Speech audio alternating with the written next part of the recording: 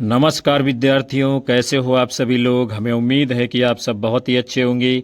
आप लोग विजिट कर चुके हो दीपक लक्ष्य यूट्यूब चैनल की ऑनलाइन क्लासेज में। सभी का हार्दिक स्वागत है, वंदन है, अभिनंदन है। हम आपके मध्य में पुनः लेकर के उपस्थित हैं आज हिंदी साहित्य इतिहास लेखन की परंपरा को, जिसमें हम सभी महत्वपूर्ण इतिहास के ग्रंथों को देखेंगे, काल विभाजन देखेंगे, नामकरण जानेंगे। तो आप सभी लोग एक बार सेशन को लाइक कमेंट कर शेयर कर दीजिए। कोई पहली बार आया है तो चैनल को सब्सक्राइब कर लीजिए, बेल आइकन दबा लीजिए, ताकि आने वाली कक्षाओं की जानकारी आप तक पहुंचती रहेगी। तो चलिए हम लोग शुरुआत करेंगे आज के इस सेशन की, जिसमें बहुत सारे तथ्यों को हम आज जानते हैं।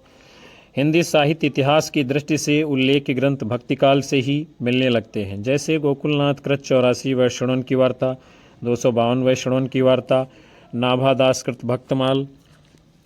किंतु कवियों का विवरण मात्र होने से इन्हें इतिहास ग्रंथ नहीं माना जाता। हिंदी साहित्य इतिहास लेखन की परंपरा का आरंभ 19वीं शती में गारसद तासी के ग्रंथ इस्तवार दलाल लितरेतुर एंदुई एंदुस्तानी से माना जाता है। फिर साहित्य इतिहास लेखन की परंपरा को देखते हैं। ग्रंथ का नाम है इस्तवार दलाल लितरेतुर एंदुई हिंदुस्तानी। किसका ग्रंथ है? ये तासी जी का है। 2 भागों में है। 1839 में प्रथम भाग और 1847 में द्वितीय भाग आता है। इसका दूसरा संस्करण जो है 1871 में आया और इसके 3 खंड कर दिए गए हैं। इसमें उर्दू और हिंदी के 738 कवियों का विवरण है। अंग्रेजी वर्णक्रम से दिए गए हैं और इसमें केवल 72 हिंदी के कवि हैं। यह फ्रेंच भाषा में लिखा गया है। एंदुई का अर्थ है हिंदवी यानी हिंदी, हिंदुस्तानी का अर्थ है हिंदुस्तानी, उर्दू था। इसे ब्रिटेन और आयरलैंड की प्राच्य साहित्य अनुवादक समिति की ओर से पेरिस में प्रकाशित किया गया था, जिसमें काल विभाजन और नामकरण का कोई प्रयास नहीं है। डॉक्टर लक्ष्मी सागर वार्ष्णेय जी ने इस ग्रंथ में वर्णित हिंदी रचनाकारों की सामग्री का हिंदी अनुवाद हिंदुई साहित्य का इतिहास शीर्षक से 1952 में प्रकाशित कराया है। फिर उसके बाद में अगला ग्रंथ है तज़किरा ई शुअराई हिंदी, जो कि मौलवी करीमुद्दीन का है और 1848 में इसका प्रकाशन हुआ है। दिल्ली कॉलेज द्वारा प्रकाशित इस ग्रंथ में 1004 कवियों का विवरण है, जिसमें 62 जो कवि हैं हिंदी से संबंधित हैं। इस ग्रंथ का महत्व इसलिए है कि इसमें सर्वप्रथम काल क्रम का ध्यान रखा गया है, किंतु नामकरण नहीं किया गया है। अगला ग्रंथ है भाषा काव्य संग्रह, जो कि महेश दत्त शुक्ल का है। 1873 में ये प्रकाशित होता है। यह हिंदी भाषा में लिखा गया प्रथम हिंदी साहित्य इतिहास संबंधी ग्रंथ है। अगला है शिव सिंह सरोज, जो कि शिव सिंह सेंगर ने लिखा है। 1883 ईस्वी में नवल किशोर प्रेस लखनऊ से प्रकाशित हुआ है। इस ग्रंथ में सर्वप्रथम 1000 से ज़्यादा भाषा कवियों का विवरण दिया गया है। इसी से यह बाद में इतिहासकारों के लिए आधार भी रहा है। इसमें वर्णानुक्रम पद्धति का प्रयोग किया गया है। काल विभाजन और नामकरण का प्रयास इसमें भी नहीं किया गया है। उसके बाद में अगला ग्रंथ है आपका the modern vernacular literature of Hindustan, जो कि जॉर्ज ग्रियर्सन का ग्रंथ है। 1888 में प्रकाशित हुआ है। इस ग्रंथ का प्रकाशन एशियाटिक सोसाइटी ऑफ बंगाल की पत्रिका के विशेषांक के रूप में हुआ है। बहुत से विद्वानों ने सही अर्थों में हिंदी साहित्य का पहला इतिहास ग्रंथ इसको माना है। इसमें सर्वप्रथम हिंदी साहित्य का भाषा की दृष्टि से क्षेत्र निर्धारित करते हुए हिंदी के इतिहास को संस्कृत, पाली, प्राकृत, अरबी, फारसी मिश्रित उर्दू से पृथक किया गया है। पहली बार कवियों को काल क्रमानुसार वर्गीकृत करते हुए उनकी प्रवृत्तियों को यहाँ पर उद्घाटित किया गया है। संपूर्ण ग्रंथ को 12 अध्यायों में विभक्त किया गया है तथा शुरुआती 11 अध्याय जो हैं अलग अलग काल के सूचक हैं और हर अध्याय का नामकरण भी किया गया है। इसमें कुल 952 कवियों को शामिल किया गया है, जिसमें 886 कवियों के विवरण का आधार शिव सिंह सरोज है और ग्रियर्सन ने सर्वप्रथम भक्ति काल यानी 16वीं 17वीं शती को इन्होंने क्या कहा है, स्वर्ण युग कहा भक्ति काल को। डॉक्टर किशोरी लाल गुप्त के ने क्या किया है, इसका अनुवाद हिंदी साहित्य का प्रथम इतिहास शीर्षक से 1957 में करके प्रकाशित कराया है। आगे बढ़ेंगे हम सभी लोग। अगले ग्रंथ का नाम है मिश्र बंधु विनोद, जो कि मिश्र बंधुओं का है। इसके प्रथम 3 भाग 1913 में प्रकाशित होते हैं और चौथा भाग 1934 में प्रकाशित हुआ है। इसमें 4591 कवियों को शामिल किया गया है। ग्रियर्सन यद्यपि काल विभाजन और नामकरण कर चुके थे, किंतु व्यवस्थित रूप से इसका श्रेय मिश्र बंधुओं को जाता है और इन्होंने संपूर्ण इतिहास को 5 कालों में विभाजित किया है। कितने? 5 कालों में। मिश्र बंधु 3 भाई थे, गणेश बिहारी मिश्र, श्याम बिहारी मिश्र और शुकदेव बिहारी मिश्र। उसके बाद में आपका अगला इतिहास ग्रंथ है हिंदी साहित्य का इतिहास आचार्य रामचंद्र शुक्ल का, जो कि 1929 में प्रकाशित हुआ है। ये ग्रंथ मूलतः नागरी प्रचारणी सभा काशी से प्रकाशित हिंदी शब्द सागर की भूमिका के रूप में लिखा गया है। इस भूमिका को हिंदी साहित्य का विकास नाम दिया गया है। विधेयवादी पद्धति का प्रयोग करते हुए तत्कालीन युगीन परिस्थितियों के संदर्भ में हिंदी साहित्य के इतिहास को विश्लेषित किया गया है। अपभ्रंश साहित्य को हिंदी से अलगाते हुए पूर्व पीठिका के रूप में वर्णित किया गया है।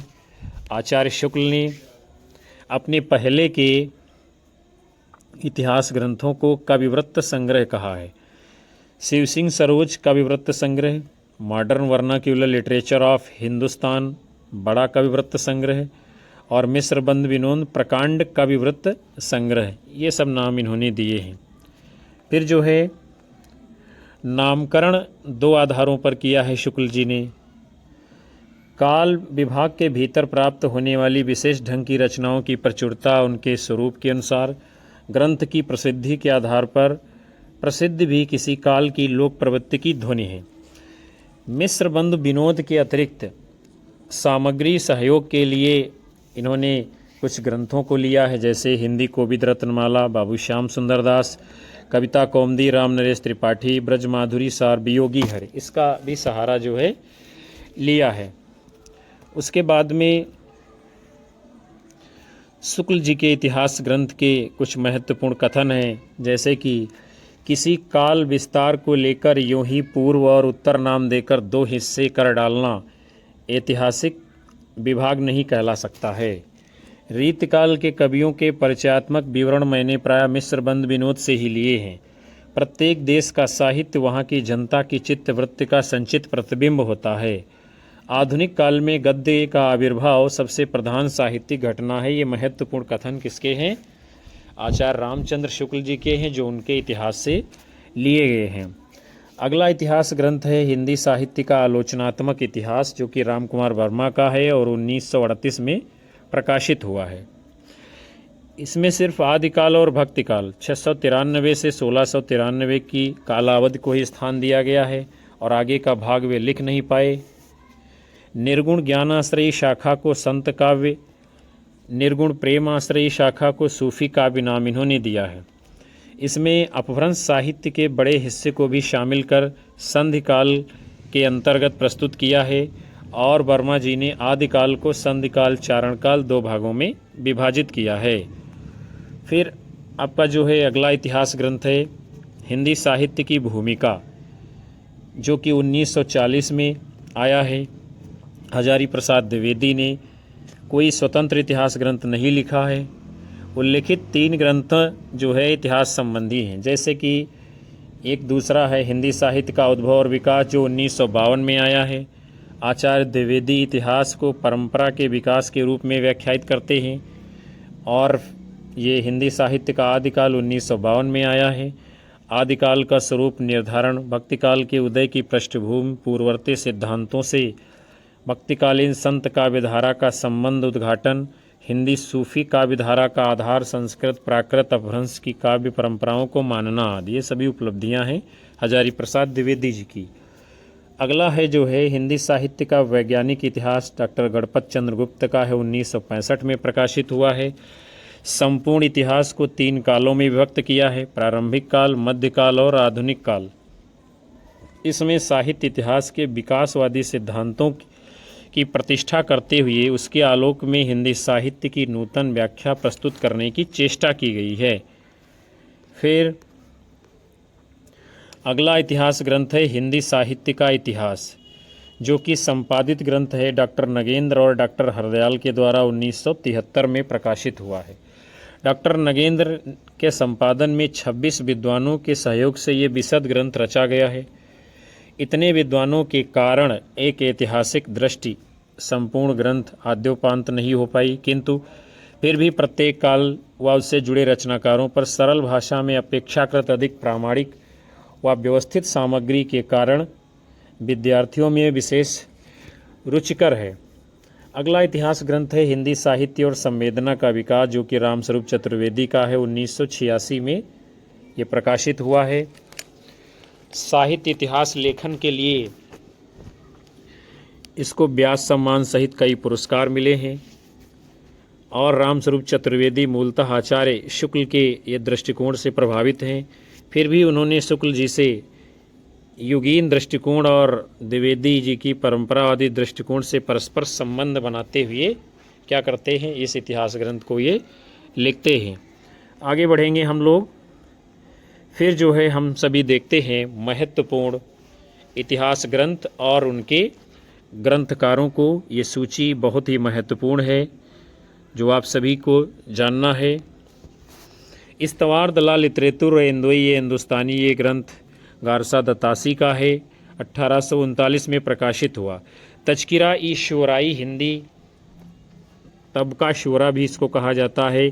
इसका प्रकाशन 1848 में हुआ है। मौलवी करीमुद्दीन का ग्रंथ है। भाषा काव्य संग्रह 1873 ईस्वी महेश दत्त शुक्ल का ग्रंथ है। फिर शिव सिंह सरोज 1883 में प्रकाशित हुआ, शिव सिंह सेंगर जी का ग्रंथ है। अगला आपका ग्रंथ है दी modern vernacular literature of Hindustan. इसका प्रकाशन 1888 में हुआ है। जॉर्ज ग्रियर्सन का ग्रंथ है। हिंदी कोविद रत्नमाला 2 भागों में है। 1909 और 1914 श्याम सुंदर दास ने लिखा है। मिस्रबंध विनोद 1913 ईस्वी में मिस्र बंधुओं का ग्रंथ है। ए स्केच ऑफ हिंदी लिटरेचर 1917 ईस्वी एडविन ग्रीव्स का ग्रंथ है। ए हिस्ट्री ऑफ हिंदी लिटरेचर 1920 ईस्वी FEK का ग्रंथ है। आगे बढ़ते हैं हम लोग। फिर अगला इतिहास ग्रंथ है आपका ब्रज माधुरी सार 1923 में प्रकाशित है। वियोगी हर जी का ग्रंथ है। हिंदी साहित्य विमर्श 1923 में प्रकाशित है। पद्मलाल पुन्नालाल बख्शी का है। हिंदी भाषा का विकास 1924 ईस्वी में प्रकाशित है। श्याम सुंदर दास का ग्रंथ है। फिर कविता कौमुदी 1928 ईस्वी में प्रकाशित है। रामनरेश त्रिपाठी जी ने लिखा है। हिंदी साहित्य का इतिहास 1929 ईस्वी रामचंद्र शुक्ल का है। हिंदी भाषा और साहित्य 1930 ईस्वी श्याम सुंदर दास का है। हिंदी साहित्य का विवेचनात्मक इतिहास 1930 ईस्वी सूर्यकांत शास्त्री जी का ग्रंथ है। आगे बढ़ते हैं। फिर अगले ग्रंथ का नाम है हिंदी साहित्य का इतिहास 1931 ईस्वी में प्रकाशित रामशंकर शुक्ल रसाल जी का है। हिंदी भाषा और साहित्य का विकास 1931 ईस्वी अयोध्या सिंह उपाध्याय हरियोत जी का ग्रंथ है। हिंदी साहित्य 1933 ईस्वी संपादित ग्रंथ है, डॉक्टर धीरेन्द्र वर्मा का है। आधुनिक हिंदी साहित्य का विकास 1934 ईस्वी कृष्ण शंकर शुक्ल का है। हिंदी साहित्य का आलोचनात्मक इतिहास 1938 ईस्वी डॉक्टर रामकुमार वर्मा का ग्रंथ है। मॉडर्न हिंदी लिटरेचर 1939 ईस्वी डॉक्टर इंद्रनाथ मदान जी का इतिहास ग्रंथ है। आगे बढ़ते हैं। फिर अगले इतिहास ग्रंथ का नाम है हिंदी साहित्य की भूमिका 1940 ईस्वी हजारी प्रसाद द्विवेदी का है। खड़ी बोली हिंदी साहित्य का इतिहास 1941 ईस्वी ब्रजरतन दास ने लिखा है। आधुनिक हिंदी साहित्य 1941 ईस्वी डॉक्टर लक्ष्मी सागर वार्ष्णेय जी ने लिखा है। हिंदी काव्यधारा 1945 ईस्वी राहुल सांकृत्यायन का ग्रंथ है। हिंदी वीर काव्य 1945 ईस्वी डॉक्टर टीकम सिंह तोमर का इतिहास ग्रंथ है। हिंदी साहित्य 20वीं शताब्दी 1945 ईस्वी नंदुलारे वाजपेयी ने लिखा है। रीति काव्य की भूमिका 1949 ईस्वी डॉक्टर नगेंद्र का ग्रंथ है। आगे बढ़ते हैं हम सभी लोग। फिर अगले ग्रंथ का नाम है आधुनिक हिंदी साहित्य 1950 ईस्वी नंदुलारे वाजपेयी का ग्रंथ है। उत्तरी भारत की संत परंपरा 1951 ईस्वी परशुराम चतुर्वेदी का ग्रंथ है। हिंदी साहित्य का आदिकाल 1952 ईस्वी हजारी प्रसाद द्विवेदी का ग्रंथ है। हिंदी साहित्य का उद्भव और विकास 1952 ईस्वी हजारी प्रसाद द्विवेदी का ग्रंथ है।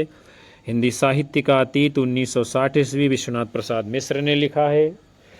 साहित्य का इतिहास दर्शन 1960 ईस्वी नलिन विलोचन शर्मा का ग्रंथ है। हिंदी साहित्य का बृहद इतिहास 16 भागों में 1961 में प्रकाशित है। नागरी प्रचारणी सभा से प्रकाशित हुआ है। आगे बढ़ेंगे, अगले इतिहास ग्रंथ हैं हिंदी साहित्य का वैज्ञानिक इतिहास 1965 ईस्वी डॉक्टर गणपत चंद्र गुप्त। हिंदी साहित्य का इतिहास 1973 ईस्वी संपादित डॉक्टर नगेंद्र और डॉक्टर हरदयाल। आधुनिक हिंदी का आदिकाल 1973 ईस्वी नारायण चतुर्वेदी का ग्रंथ है। साहित्य एवं इतिहास दृष्टि 1981 ईस्वी मैनेजर पांडे ने लिखा है। हिंदी साहित्य का सरल इतिहास 1985 ईस्वी विश्वनाथ त्रिपाठी जी ने लिखा है। हिंदी साहित्य और संवेदना का विकास 1986 ईस्वी रामस्वरूप चतुर्वेदी जी का ग्रंथ है। और हिंदी साहित्य का दूसरा इतिहास 1996 ईस्वी डॉक्टर बच्चन सिंह जी ने लिखा है। आगे बढ़ते हैं, अगले ग्रंथ का नाम है हिंदी साहित्य का आधा इतिहास, 2003 में प्रकाशित हुआ, सुमन राजे जी का है। हिंदी साहित्य का मौखिक इतिहास 2004 में प्रकाशित है, संपादित ग्रंथ है नीलाभ जी का। हिंदी साहित्य का ओझल नारी इतिहास 2012 में प्रकाशित है, नीरजा माधव जी का है। फिर उसके बाद में उदय नारायण तिवारी कृत हिंदी भाषा का उद्भव और विकास तथा डॉक्टर भगीरथ मिश्र कृत हिंदी काव्यशास्त्र का इतिहास ग्रंथ उल्लेखनीय है। राम नरेश त्रिपाठी ने कविता कौमुदी 1928 ईस्वी में 8 भागों में हिंदी, उर्दू, बंगला, संस्कृत की कविताओं तथा लोकगीतों का इन्होंने संकलन संपादन किया है। फिर जो है साहित्य इतिहास संबंधी अन्य उल्लेखनीय ग्रंथों को हम लोग देखते हैं। चलिए, राजस्थानी भाषा और साहित्य डॉक्टर मोतीलाल मिनारिया का ग्रंथ है। राजस्थान का पिंगल साहित्य डॉक्टर मोतीलाल मिनारिया। राजस्थानी साहित्य की रूपरेखा डॉक्टर मोतीलाल मिनारिया। चैतन्य मत और ब्रज साहित्य प्रभुदयाल मीतल। राधा वल्लभ संप्रदाय सिद्धांत और साहित्य डॉक्टर विजेंद्र स्नातक। पंजाब प्रांतीय हिंदी साहित्य का इतिहास चंद्रकांत बाली के ग्रंथ हैं। आगे बढ़ेंगे, हिंदी साहित्य इतिहास का काल विभाजन और नामकरण देखते हैं हम लोग। जॉर्ज ग्रियर्सन का जो काल विभाजन नामकरण है, चारण काल सन 700 से 1400 ईस्वी, 15वीं शती का धार्मिक पुनर्जागरण काल, मलिक मोहम्मद जायसी का प्रेम काव्य, ब्रज का कृष्ण काव्य सन 1500 से 1600 ईस्वी, मुगल दरबार, तुलसीदास रीति काव्य सन 1580 से 1692 ईस्वी, तुलसीदास के अन्य परवर्ती सन 1600 से 1700 ईस्वी, 18वीं शताब्दी सन 1700 से 1800 ईस्वी, कंपनी के शासन में हिंदुस्तान, विक्टोरिया के शासन में हिंदुस्तान। फिर हम लोग देखते हैं मिस्र बंधुओं के द्वारा किया गया काल विभाजन। इन्होंने प्रारंभिक काल, माध्यमिक काल और अलंकृत काल, परिवर्तन काल, वर्तमान काल नाम दिया। प्रारंभिक काल को 2 भागों में बांटा है, पूर्व प्रारंभिक काल, उत्तर प्रारंभिक काल। और माध्यमिक काल के 2 भाग हैं, पूर्व माध्यमिक काल, प्रौढ़ माध्यमिक काल। अलंकृत काल के फिर जो है 2 भाग हैं, क्या, पूर्व अलंकृत काल और उत्तर अलंकृत काल, फिर परिवर्तन काल, फिर वर्तमान काल में विभाजित किया है। उसके बाद में अगला जो बड़ा ही महत्वपूर्ण काल विभाजन है वो है आचार्य रामचंद्र शुक्ल का नामकरण और काल विभाजन। वीरगाथा काल एवं आदिकाल संवत 1050 से 1375 विक्रम तक, भक्ति काल एवं पूर्व मध्यकाल संवत 1375 से 1700 विक्रम तक, रीतिकाल और उत्तर मध्यकाल संवत 1700 से 1900 विक्रम तक, गद्य काल एवं आधुनिक काल संवत 1900 से 1984 विक्रम संवत तक। अगला विभाजन जो है आपका डॉक्टर राम कुमार वर्मा जी का है। डॉक्टर राम कुमार वर्मा, इन्होंने पहले प्रारंभिक काल नाम दिया है, इसको 2 भागों में बांटा है, संधि काल संवत 750 से 1000 विक्रम तक और चारण काल संवत 1000 से 1375 विक्रम तक। फिर दूसरा है भक्ति काल संवत 1375 से 1700 विक्रम तक, रीतिकाल संवत 1700 से 1900 विक्रम तक और आधुनिक काल संवत 1900 से अब तक। ये विभाजन जो है किसका है? डॉक्टर रामकुमार वर्मा जी का। अगला विभाजन है आपका आचार्य हजारी प्रसाद द्विवेदी जी के द्वारा नामकरण और काल विभाजन। इन्होंने आदिकाल की समय सीमा 1000 से 1400 ईस्वी मानी है, भक्तिकाल की 1400 से 1700 ईस्वी मानी है, रीतकाल की 1700 से 1800 ईस्वी मानी है और आधुनिक काल की समय सीमा 1800 से यानी 1801 से अब तक मानी है।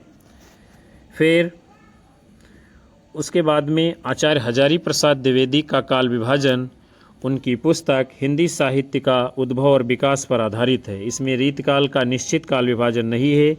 इसी पुस्तक के अनुसार 15वीं से 17वीं शताब्दी तक का साहित्य भक्ति का उमड़ता हुआ पारावार है तथा हिंदी साहित्य का आधुनिक काल सन ईस्वी की 19वीं शताब्दी के आरंभ से माना जाता है।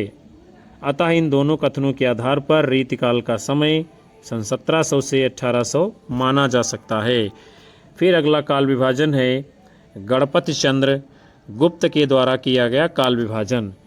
इन्होंने आदिकाल को प्रारंभिक काल नाम दिया है। समय सन 1184 से 1350 ईस्वी, पूर्व मध्यकाल सन 1350 से 1600 ईस्वी, उत्तर मध्यकाल सन 1600 से 1857 ईस्वी और आधुनिक काल सन 1857 से अब तक माना है। अगला महत्वपूर्ण काल विभाजन है डॉक्टर नगेंद्र के द्वारा जो उनके संपादित ग्रंथ हिंदी साहित्य के इतिहास में काल विभाजन और नामकरण किया है। आदिकाल 7वीं शती के मध्य से 14वीं शती के मध्य तक माना है, भक्तिकाल 14वीं शती के मध्य से 17वीं शती के मध्य तक माना है, रीतिकाल 17वीं शती के मध्य से 19वीं शती के मध्य तक माना है। फिर आधुनिक काल 19वीं शती के मध्य से अब तक विभाजित किया है। उसमें भी पहला है पुनर्जागरण काल यानी भारतेंद्र युग 1857 से 1900 तक माना है। फिर जागरण सुधार काल अर्थात द्विवेदी युग 1900 से 1918 ईस्वी माना है। छायावाद 1918 से 1938 तक माना है। उसके बाद में अगला है छायावादोत्तर काल। इसमें जो है प्रगति प्रयोग काल 1938 से 1953 ईस्वी तक है। नवलेखन काल 1953 से अब तक माना है। अगला काल विभाजन है डॉक्टर रामस्वरूप चतुर्वेदी के द्वारा जो इन्होंने नामकरण किया है, काल विभाजन किया है। देखते हैं इन्होंने क्या बताया है।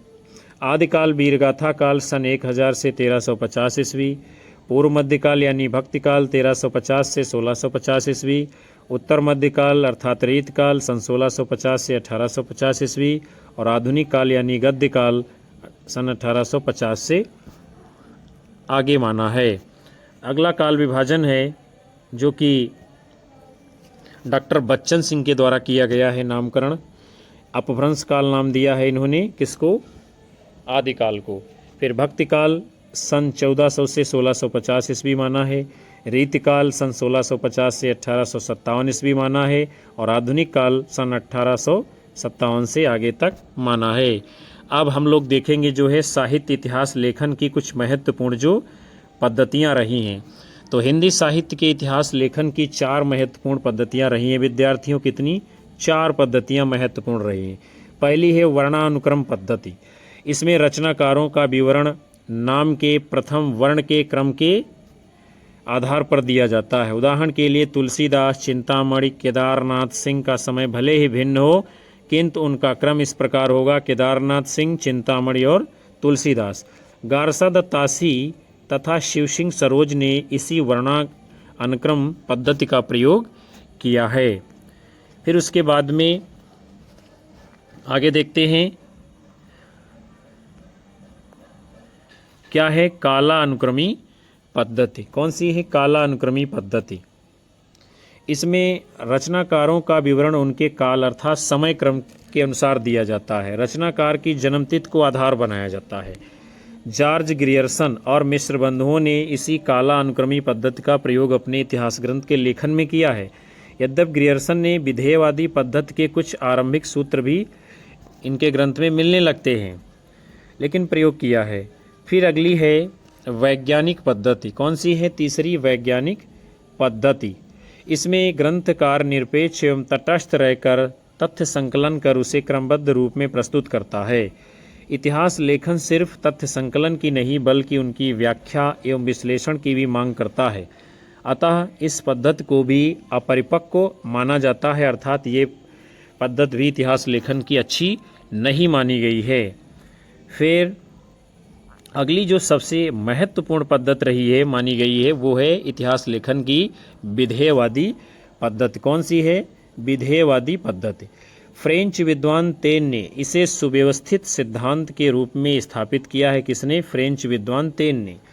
तेन ने इस पद्धति को 3 शब्दों के माध्यम से स्पष्ट किया है। एक है जाति, दूसरा है वातावरण, तीसरा है क्षण विशेष।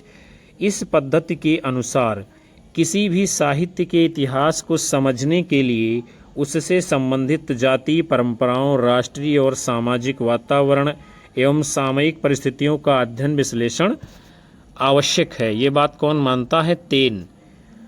और इसे इतिहास लेखन की व्यापक, स्पष्ट एवं सबसे विकसित पद्धति माना गया है। किसको? विधेयवादी पद्धति को, क्योंकि इसके द्वारा साहित्य की विकास प्रक्रिया को बहुत कुछ स्पष्ट किया जा सकता है। हिंदी में सर्वप्रथम रामचंद्र शुक्ल जी ने इस विधेयवादी पद्धति का प्रयोग किया है और उसके बाद में रामस्वरूप चतुर्वेदी जी ने, फिर डॉक्टर बच्चन सिंह जी ने इस पद्धति को आगे बढ़ाने का काम किया है। तो प्यारे विद्यार्थियों और साथियों, आज के इस बड़े ही महत्वपूर्ण सेशन के अंतर्गत हिंदी साहित्य इतिहास लेखन की जो परंपरा रही है, उसके महत्वपूर्ण जो इतिहास ग्रंथ रहे हैं, उनका काल विभाजन और नामकरण विभिन्न कालों का, और उसके साथ में हिंदी साहित्य की इतिहास लेखन की जो बड़ी ही महत्वपूर्ण पद्धतियां मानी गई हैं, उन सब के ऊपर बड़ी ही विशद चर्चा आपके सामने रखी गई। हमें उम्मीद है, आशा है कि हिंदी साहित्य इतिहास लेखन की परंपरा से संबंधित जितनी भी महत्वपूर्ण बातें हैं, वो सब आपके सामने आज एक मुश्त रखी गई हैं, जो आपके लिए आपकी आने वाली परीक्षाओं में बड़ी ही महत्वपूर्ण भूमिका निभाएगा ये सेशन। और हम ऐसी आशा करते हैं कि इसके बाहर इतिहास लेखन की पद्धति से और इतिहास लेखन की परंपरा से कोई प्रश्न आपकी परीक्षा में नहीं आना चाहिए। सेशन को लाइक करिए, ज़्यादा से ज़्यादा अपने साथी मित्रों में शेयर करिए और अपने अधिकतम साथी मित्र, दोस्त, घर परिवार सभी सदस्यों को हमारे चैनल से अवश्य जोड़ते रहिए। यही आपका जो प्यार होता है हमको ऊर्जा प्रदान करता है, जिसके कारण हम आप सभी लोगों को लगातार कक्षाएं समय निकाल कर दे पाते हैं। और उन सभी विद्यार्थियों का, साथियों का हार्दिक धन्यवाद जो अंत तक सेशन में बने रहे हैं। और हम आप सभी को मिलेंगे फिर अगले सेशन में, अगली कक्षा में। तब तक के लिए आप सभी लोगों को नमस्कार, जय हिंद, वंदे मातरम, बाय बाय, शुभ रात्रि आप सभी लोगों को विद्यार्थियों।